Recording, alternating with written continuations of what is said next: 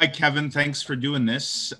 We know that in the last couple of seasons, the Winnipeg Jets have been very close to a cap team in terms of the overall salary cap.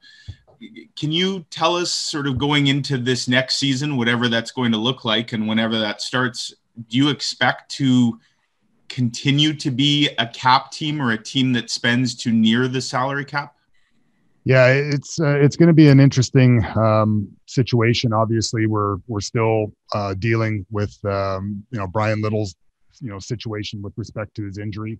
So that's a dynamic that we are dealing with and certainly trying to get a better understanding. When you get into a team situation like ours, where you're going to be a team that is either at the cap or close to the cap, and has to use LTI if that becomes a situation for us. The cap changes. It really, the dynamics of how you actually have to use the cap, does change. But specifically, like as far as our organization, there's been no change in philosophy with respect to spending to the cap if the possibility of acquiring the right people or players are there.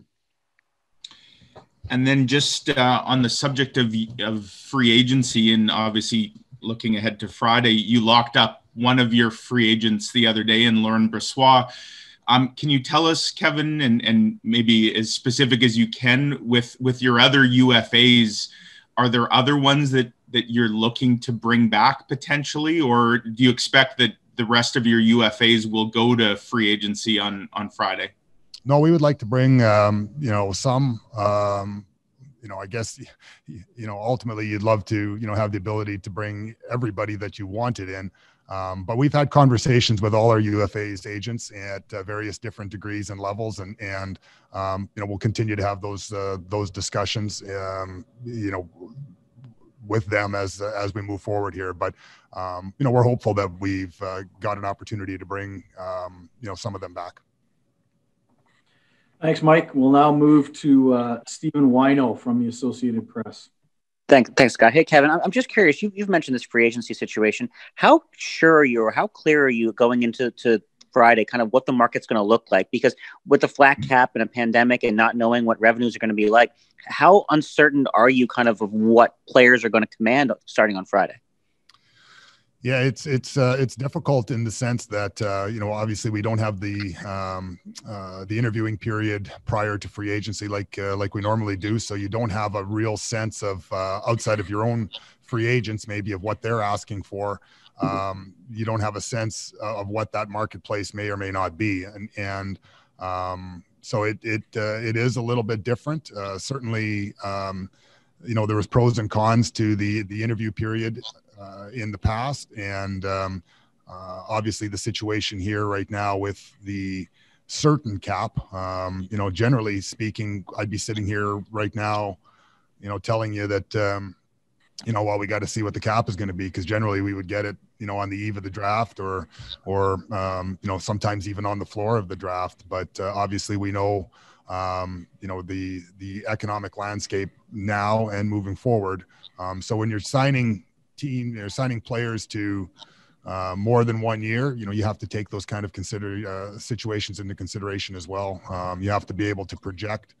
The thing that is always difficult to project is the arbitration market, where things are at when you have a player that has arbitration rights, and sometimes you might have to make some tough decisions, based on that as well. But again, with no new money coming into the system, years and years and years of signing contracts with the thought process in the past that, the cap is going to go up. It might only go up a little bit, but historically it's gone up and up. We know that that's not a reality right now, and we'll see how that plays into the marketplace. Can you piece together anything from some of the other re-signings you see around the league? Obviously, like a Robin Leonard, your Laurent Brossoit, Josh Brown in Ottawa. Can you piece together anything of kind of what the market might look like based on teams re-signing their own guys? So again, when you're dealing with goalies, that's a whole separate animal, whole separate market itself. So that's a market within a market. You either have goaltenders or you need goaltenders. It's as simple as that. And if you have them, then you're not even really, paying attention to that. Fortunately, we have the best one this year, and we're very, lucky and thankful for that. And again, congratulations to Connor Hellebuck for, such an outstanding achievement. Okay, thank you, Stephen. Now we'll move to Sarah Orleski from TSN. Go ahead. Hi, Kevin. Hi. When you look at the areas that you're looking to make improvements on in your roster, would it be the blue line or maybe down the middle that kind of tops the wish list right now? Well, again, we have two situations, or we had two organizational situations that had a big impact. Obviously, Dustin Byfuglien on the eve of training camp, we had a 2-year deal. We were on all our planning and prognostications. We're dealing with, having him, for this coming season as well. So obviously that created a hole that until you get into this period of time, the summertime or the off season, that you truly can try to address. So that's an area that we're looking to address. And then obviously waiting to get a full understanding of where things are at with Brian. So certainly, the center position is equally as important. So again, we have an opportunity to take a look and see if there's matches out there, whether it's through the trade market or whether it's through free agency. And we're actively looking and planning to be, in both of those markets if possible. Do you have an update on Brian Little? Not yet. We're scheduled to have some conversations here soon, and I know he's again been looking at different situations. So I do not have an update sitting here right now.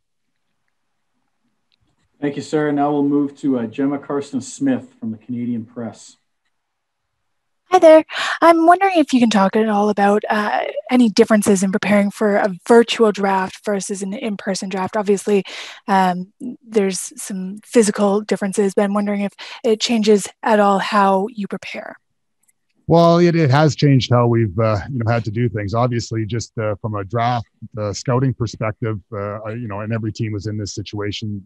There was a tournament that was canceled that I think everybody really banks on, and to get the kind of like the final exam, so to speak, for the prospects, and that didn't occur. So there was some less viewing opportunities that you have to deal with. Obviously, from a meeting perspective, I think we've all learned to adapt. The virtual meetings and the video meetings have become the norm, and I think everyone has adapted pretty well in that regard. The draft format and situation is it will be interesting as well.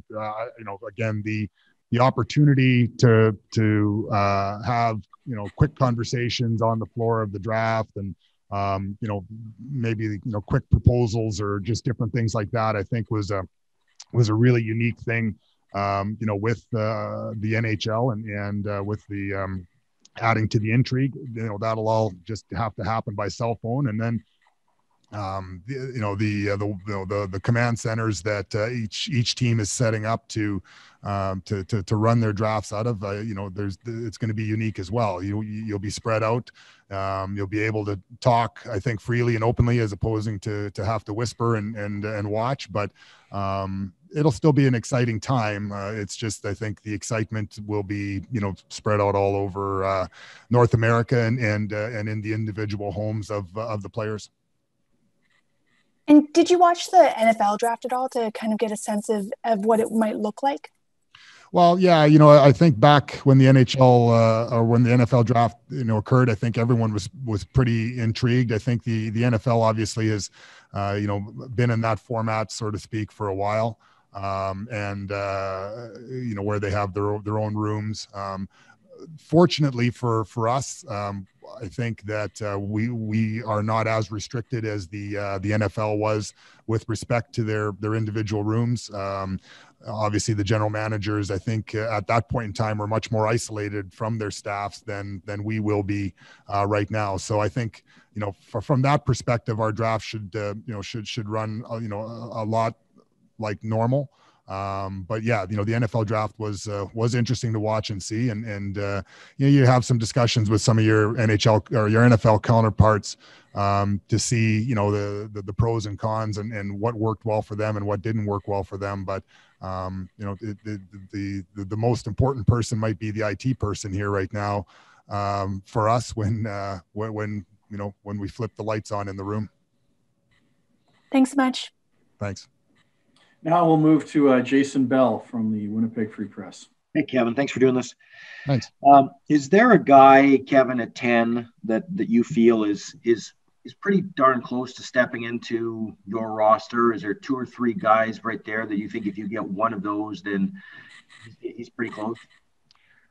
It's hard to say. Obviously you got 9 opportunities of players getting picked in front of you. So it's hard to say who is going to be there at 10. I think, talking to the scouts, and talking to people individually, it is interesting because we usually draft these kids in June. And, then they have a summer to work out and a summer to get bigger. And, then they come to your training camp and you say, wow, look at that summer he's put in. So we've had the opportunity to interview some of these players again, even after they've had their summer, kind of talk to them about how their training went. And, did you grow over the summer? Did you get stronger? Did you put on weight? Did you, a lot of things that we've never had that opportunity, to do. So, and you've got some players that are actually playing right now, whether it's in Europe or, in the Quebec League. So you have an opportunity to maybe get a chance to look at them and say, wow, they did, or, they or not so much no, but now they're going to need to go back and be ready. And having said that, I'm not sitting here planning right now that the player that we get at 10 is going to be pegged to step in the lineup right away. I'd rather be let that player make that decision if and when training camp starts, and we go from there.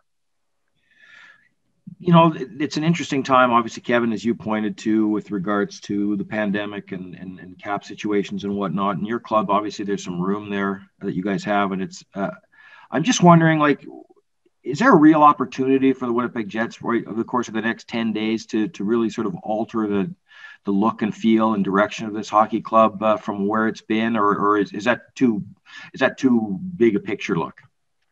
Well, again, certainly you're trying to, add some pieces in here that, that will give you a good opportunity to move forward. I think we have a real strong core.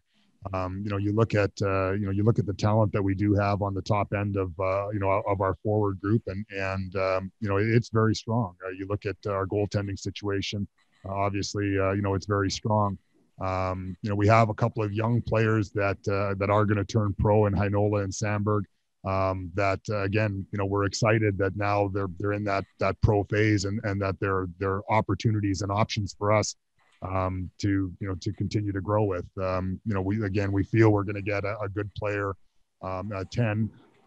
There is obviously desires to be active in the free agent market, and desires to potentially be active in the trade market if something is there that makes sense, that we feel makes our organization better. There again, the off season is when you get an opportunity to try and effectuate some of these changes. But again, the lure of just simply relying on free agency, where again, lots of money, lots of term gets thrown around at those times. There's an impact that lasts, well beyond October 9th that you have to truly understand. Thanks, Jason. We'll next move to Ted Wyman from the Winnipeg Sun. Thanks, Scott. Good morning, Kevin. There's been a few players around the league with larger contracts that have been made available, and some guys have even been on the move. Do you feel like you have an opportunity to add players that other teams maybe can't afford under the cap with your current situation? Well, I think we have, again, we have to manage that well, because, when you add here and add there, or, sign a player here, sign a player there, the cap space gets eaten up pretty quickly.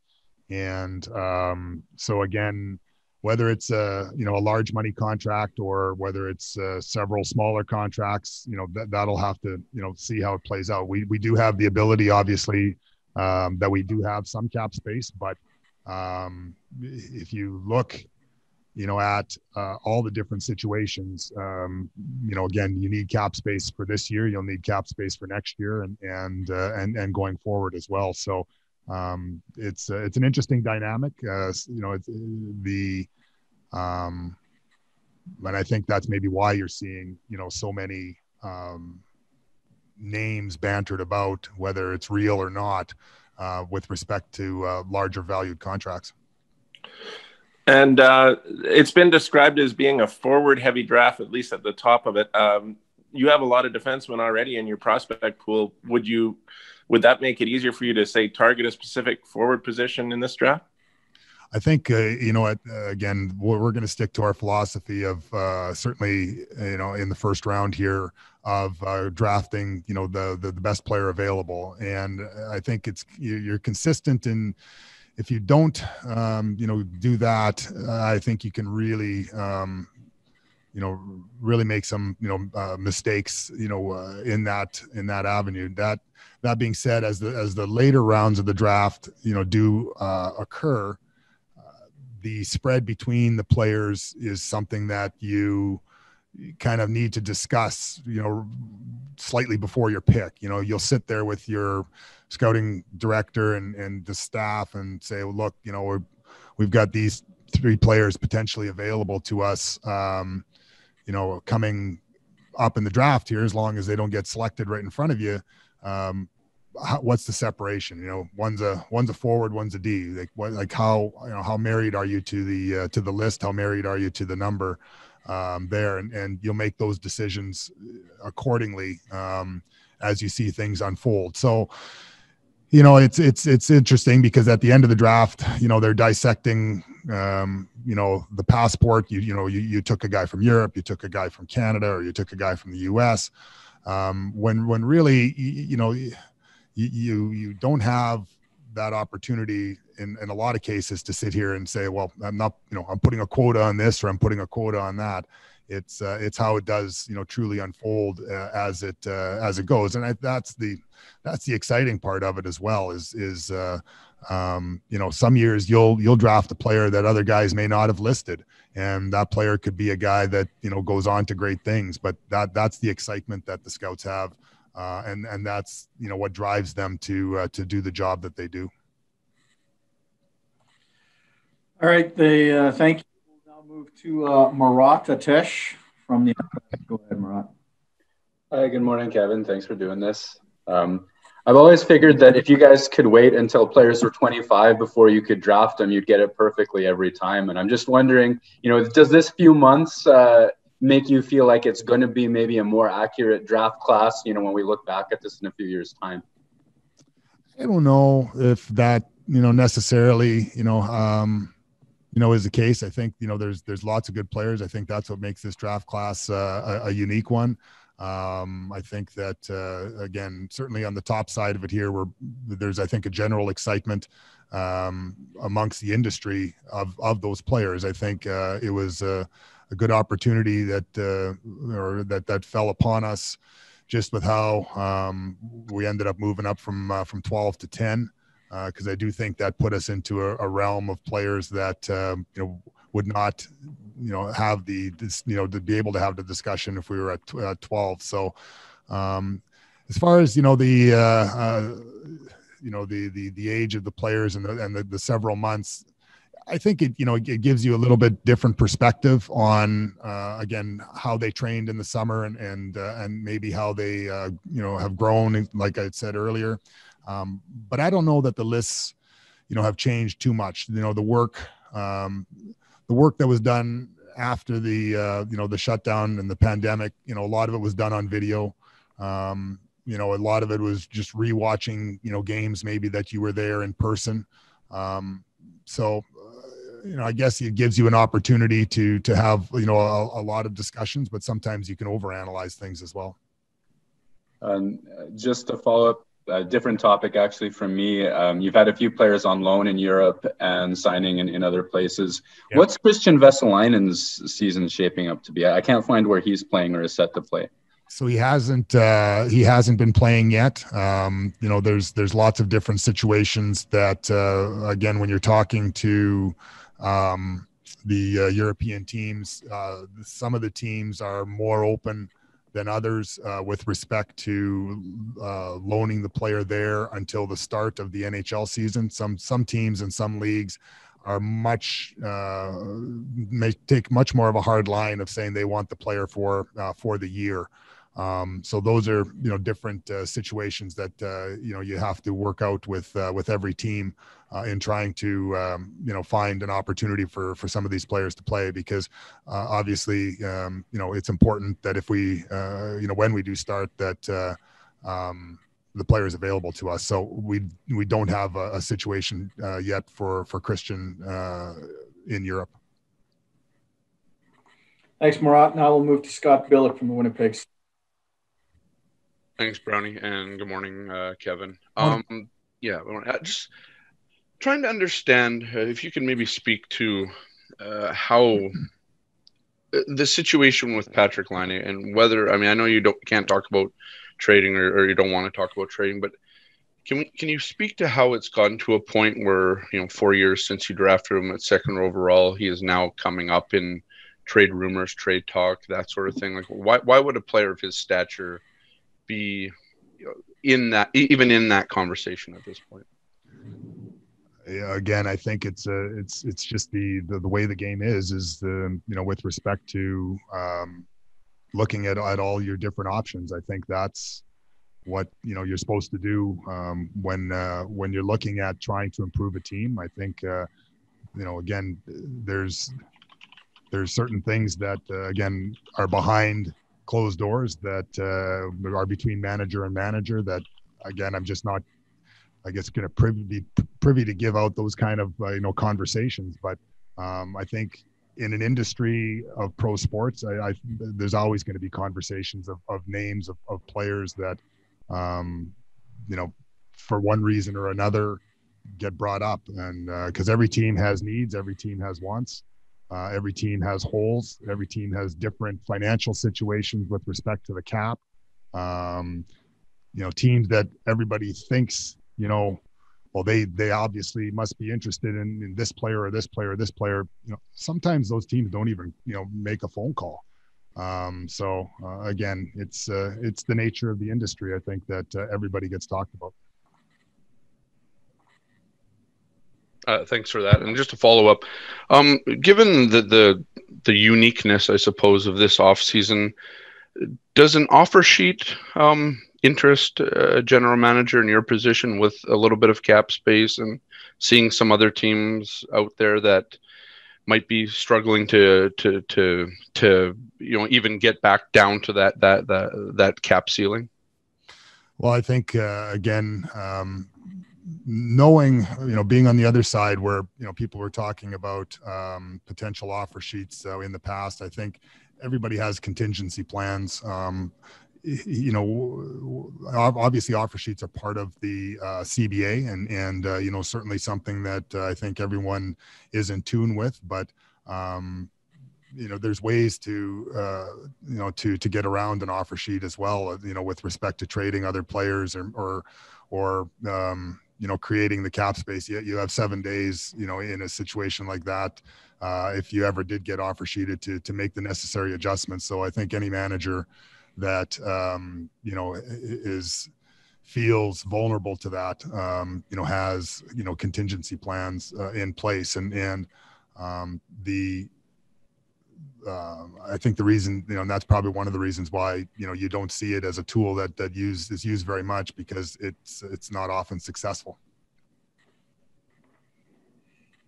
Thanks, Scott. Next, we'll move to Kelly Moore from CGOB.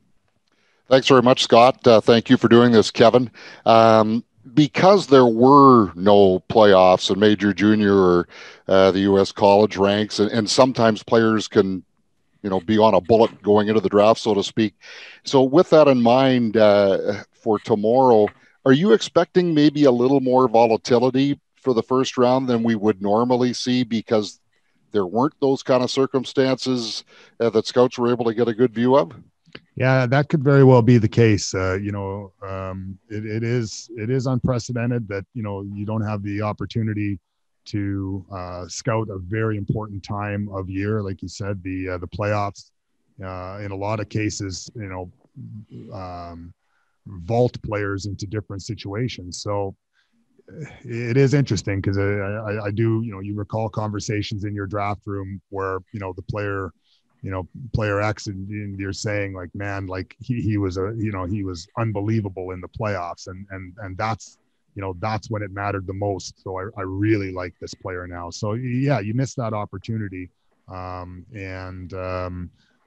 no one had that opportunity. So it's something that you have to make sure, and as an organization, you monitor. Like, again, in the past, we've always monitored the viewings and making sure that, you're not just viewing players at the beginning of the year because you're always, or at the end of the year, because you're always worried about injury and situations like that. And maybe that's even a good analogy. Like, there's lots of players that were injured in their draft year or got injured in their draft year and maybe fell because they didn't have that opportunity. But so that's where, again, the work of your scouts, it starts early in the summer, generally with, the tournaments, the Hlinka Gretzky is, generally the tournament that is the jumping on point for the season. And then playoffs and the April, tournament is kind of like the final exam. So there was lots of studying, but no one got to take the test. So the test will be, coming up here tomorrow and Wednesday. And then, then we dive into what's it going to be like next year. So I know, again, some of the leagues have started in Europe and the Quebec League, and all the other ones are still on pause. So the conversation will quickly turn after this draft into, okay, now what's next? Yeah, and speaking of now what's next, does the Seattle expansion draft have any impact at all, Kevin, on how you're looking at things in terms of whether they be free agency or trading? Because we saw with Vegas how that could quickly become a minefield. So yeah, it doesn't have as much to do with the draft, obviously, per se here right now. So, but certainly in the free agent side of things, and the signing side of things, it has to be at the forefront of your mind. So if you're making a trade, what does that do to your protection situation? What does that do to the formation of your team? So yeah, it's something that is certainly being discussed with as part of every decision that we're making. Okay, next we'll move to Sean Reynolds from Sportsnet. Hi, Kevin. How have you been? Great, thanks.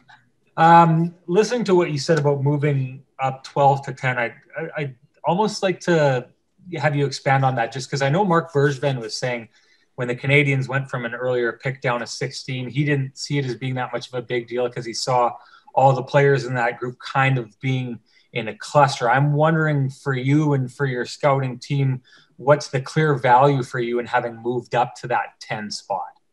Well, we think there's a cluster, that we were able to move into by doing that, and so that's something that I think I know for us, again, just looking at the list, you have an opportunity to to see some names that might fall to you that unless something extraordinary happens, you don't think would have been there at 12. So again, it expanded our player universe with respect to the opportunities that we have. and we'll wait and see if how it all unfolds at the table.